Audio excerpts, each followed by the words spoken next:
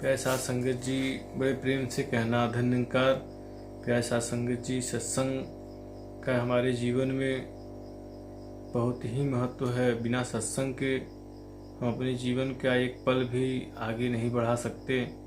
ज्ञान में जब तक सत्संग का हमारे जीवन में प्रवेश नहीं होता तब तक ज्ञान का वो प्रभाव जीवन में नहीं बन पाता।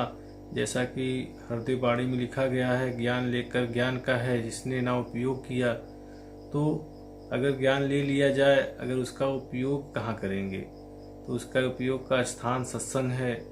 जब तक हम सत्संग में इस ज्ञान का उपयोग नहीं करते कर्मों के द्वारा, तब तक वो बात बनती नहीं। और सत्संग में जब हम जाते हैं तो प्रतिक्षण हमें एक नया दिशा निर्देश मिलते रहता है कि किस तरीके से हमें अपने जीवन में इस ज्ञान को अप्लाई करना है। जैसा कि सत्संग का अगर शाब्दिक अर्थ देखा जाए तो सत्संग का शाब्दिक अर्थ होता है सत्य धन संग। सत्य यानी निराकार, संग माने रहना, यानी जो निराकार के साथ रहता है, ऐसे लोगों का संग करने का नाम ही सत्संग है। जब हम ऐसे लोगों का संग करते हैं तो फिर हमारे जीवन के मूल मकसद की तरफ इन महापुरुषों का जो अनुभव रहा है उसको हम जीवन में जब अपने उतारते हैं तो फिर वो सत्संग का आनंद जीवन में घटित होने लगता है। तब सत्संग की वास्तविक परिभाषा हमारे जीवन में समझ में आती है। अगर हमारे संत महापुरुषों की बात पर ध्यान दिया जाए तो जीवन में एक एक पल, एक एक मोमेंट जो घटित हो रहा है, अगर इस सद्गुरु के एहसास में हो रहा है, अगर सद्गुरु को मौजूद हो रहा है तो हम सत्संग ही कर रहे हैं। अगर इस सद्गुरु का एहसास नहीं, इस सद्गुरु को हर जगह मौजूद नहीं देख पा रहे हैं तो फिर वो किस प्रकार से सत्संग कहा जा सकता है? क्योंकि अगर ये कहना ही काफ़ी नहीं कि हरि व्यापक सर्वत्र समाना, प्रेम ते प्रकट होई मैं जाना, तो ये कहना पर्याप्त नहीं है, बल्कि इस परमात्मा के संग रह के जब हम प्रेम को प्रकट करते हैं, यानी love is God, God is love, Bible में कहा गया कि प्रेम ही ईश्वर है। तो जब हम इसको जीवन में संत महापुरुषों की कृपा से जीवन में उतारते हैं तो ये सत्संग की गरिमा को और बढ़ाता है। तो ये सत्संग का प्रभाव ही है। कहता सुख अपवर्ग सुख धर तुला एक अंग, तुल नता ही सकल मिल जो सुख लो सत्संग।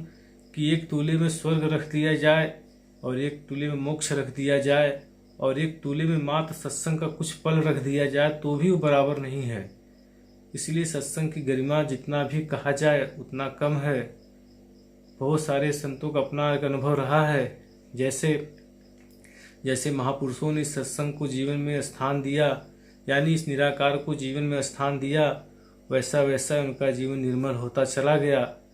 चाहे सुखदेव जी का जिक्र आता हो कि मात्र 16 साल की अवस्था में उनका वो जीवन कि पराशर ऋषि जी की संतान थे।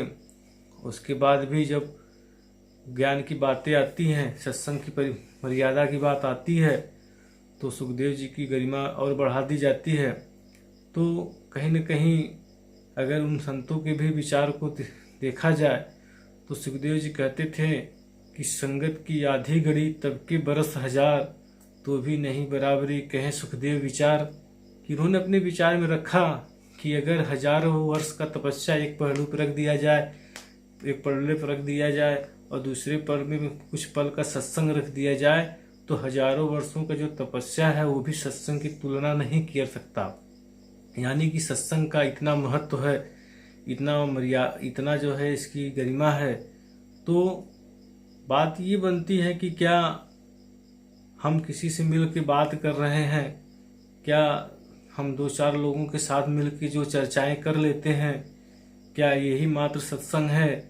तो अगर इसी को हम मात्र सत्संग समझ पाते हैं तो उसमें प्लस और माइनस दोनों बातें आती हैं। तो आगे बाबा जी ने भी कहा है कि कच्चे पक्के आगे जाके करने का फल पाएंगे, कहीं अवतार गुरु के सेवक बिल्कुल बख्शे जाएंगे। कि ये जो कच्चे और पक्के, अगर संग इनकी बात कही जाए तो ये कच्चे पक्के का संग करने वाले भी आगे जाके करने का फल पाते हैं। कच्चा भी फल पाता है और पक्का भी फल पाता है। बाबा जी कह रहे हैं कि कच्चे पक्के आगे जाके करनी का फल पाएंगे। कहीं अवतार गुरु के सेवक बिल्कुल बख्शे जाएंगे।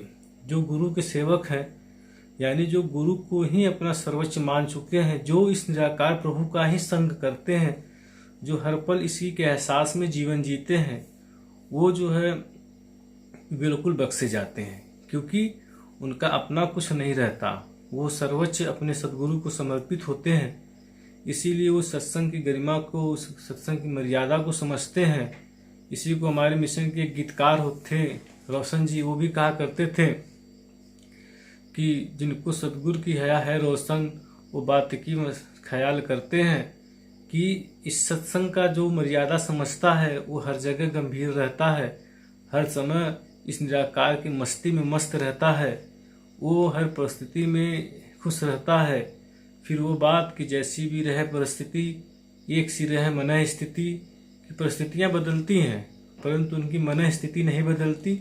तो उसका कारण मात्र यह है कि उनका संग इस निराकार प्रभु के साथ जुड़ा रहता है। इस निराकार प्रभु परमात्मा के साथ जुड़े होने के नाते उस आनंद को प्राप्त करते हैं कि परिस्थितियाँ बेशक चाहे जैसी भी हों, परिस्थितियाँ उन पर हावी नहीं होती, परिस्थितियों का प्रभाव उनके ऊपर नहीं पड़ता, क्योंकि उनका संग उसके साथ है जो इन चीज़ों से ऊपर है, जो सारे परिस्थितियों को बनाने वाला है, उसके साथ इनका संग है। इसीलिए जीवन में वो शांति घटित हो रही है। जैसा कि हर बार जीवन में वो चीज़ें घटती हैं, सुख है तो दुख आएगा, पर ये मगध जन जो होते हैं उस निराकार की मस्ती में रह के जो है मस्त रहते हैं। इसलिए इन सुख दुखों को भोगते हुए भी इससे वो प्रभावित नहीं होते। और ये प्रभाव सत्संग का है।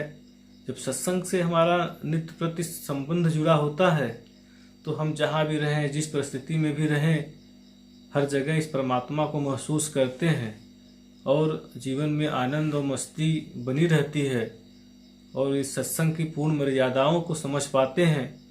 तो और ज़्यादा समय न लेते हुए आप सबसे यही गुजारिश और यही आपसे कामना करता है कि अगर ये वीडियो आपको अच्छा लगे हो तो इस वीडियो पर अपना विचार, कमेंट, लाइक, सब्सक्राइबर, जो कुछ भी चीज़ें आपको अच्छी लग रही हैं तो इस पर ध्यान देंगे। और पुनः आपके चरणों में प्यार भरा धन्यवाद जी।